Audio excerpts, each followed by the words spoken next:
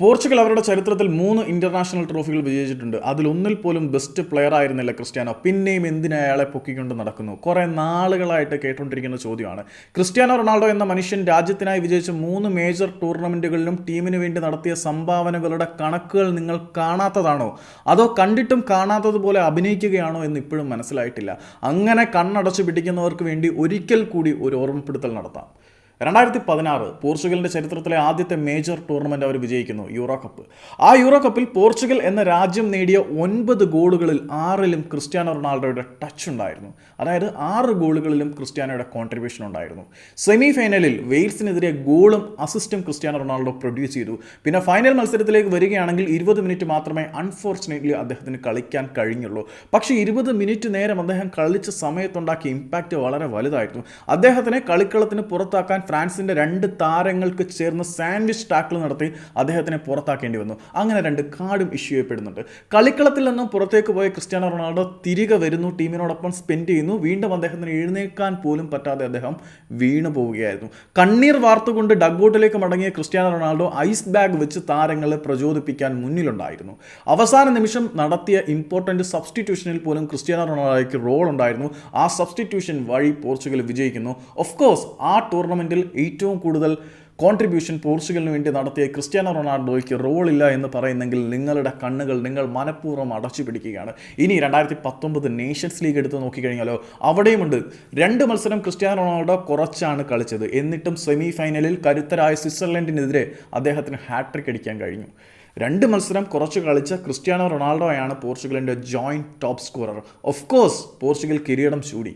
Joint top സ്കോററായ Cristiano Ronaldo 2 മത്സരം കുറച്ച് കളിച്ചു. എന്നിട്ടും അയാൾക്ക് അവിടെ സംഭാവനകളില്ലായിരുന്നു എന്ന് നിങ്ങൾക്ക് പറയാൻ തോന്നുന്നുണ്ടെങ്കിൽ ഈ സ്റ്റാറ്റുകൾ നിങ്ങളുടെ ബധിര കർണത്തിലാണ് പതിക്കുന്നത്.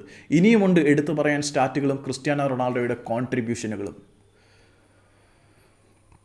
2025 നേഷൻസ് ലീഗിലേക്ക് നോക്കുകയാണെങ്കിൽ ഗോളുകളുടെ പ്രവാഹം തന്നെ ആ മനുഷ്യൻ 40ാമത്തെ വയസ്സിൽ അടിച്ച് കൂട്ടിയിട്ടുണ്ടായിരുന്നു. ജർമ്മനി, ക്രൊയേഷ്യ, സ്പെയിൻ തുടങ്ങിയ കരുത്തന്മാരായിട്ടുള്ള ടീമുകൾക്കെതിരെ അദ്ദേഹത്തിന് ഗോളുകൾ നേടാൻ കഴിഞ്ഞു. കൂടാതെ പോളണ്ടിനെതിരെയുള്ള അസാമാന്യമായിട്ടുള്ള ബൈസിക്കിൾ കിക്ക് ഗോൾ. അദ്ദേഹം ഓരോ ഗ്രൂപ്പ് മത്സരങ്ങളിലും ഓരോ ക്വാർട്ടർ മത്സരങ്ങളിലും സെമി ഫൈനലിലും ഫൈനലിലും ടീമിന് വേണ്ടി കോൺട്രിബ്യൂട്ട് ചെയ്തു.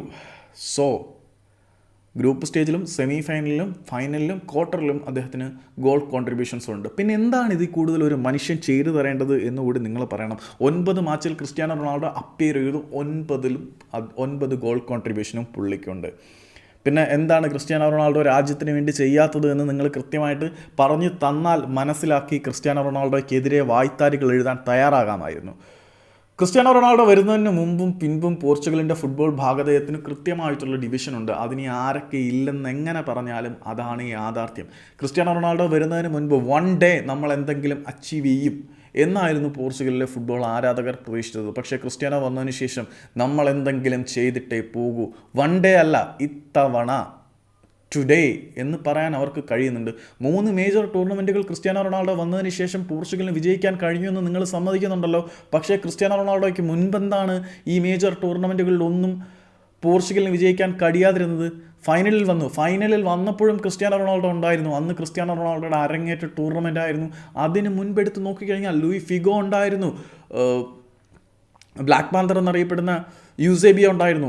ഇല്ലെന്നൊന്നും പറയുന്നില്ല. പക്ഷേ യൂസേബിയയെ കൊണ്ടും ഫിഗോയെ കൊണ്ടും എന്ത് ഇമ്പാക്റ്റാണ് വേൾഡ് ഫുട്ബോൾ ഭൂപടത്തിൽ മീൻസ് ഇൻ്റർനാഷണൽ ടൂർണമെൻറ്റിലേക്ക് വരുമ്പോൾ പോർച്ചുഗലിന് വേണ്ടി ഉണ്ടാക്കാൻ കഴിഞ്ഞിരുന്നത് എന്നുള്ള ചോദ്യത്തിന് ആർക്കും കൃത്യമായിട്ടുള്ള മറുപടിയൊന്നുമില്ലല്ലോ.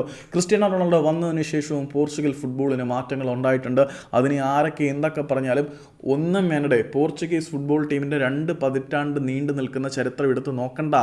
മുഴുവൻ ചരിത്രം എടുത്ത് നോക്കിക്കഴിഞ്ഞാലും തുടർച്ചയായിട്ടുള്ള പോർച്ചുഗീസ് ഫുട്ബോളിൻ്റെ വലിയ നേട്ടങ്ങളിലെ ഓരോ ദൃശ്യങ്ങളും നിങ്ങൾക്ക് പോസ് ചെയ്ത് നോക്കാൻ കഴിയുന്നുണ്ടെങ്കിൽ ആ യൂറോ ഫൈനൽ പ്രവേശനം തന്നെ നിങ്ങൾ എടുത്ത് നോക്കിയുള്ളൂ.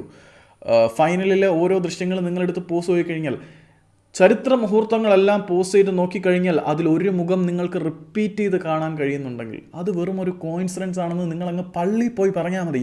അത് കോയിൻസിഡൻസ് അല്ല, ക്രിസ്ത്യാനോ റൊണാൾഡോ ഉണ്ടാക്കിയ ബെഞ്ച് മാർക്കാണ്. So the man who redesign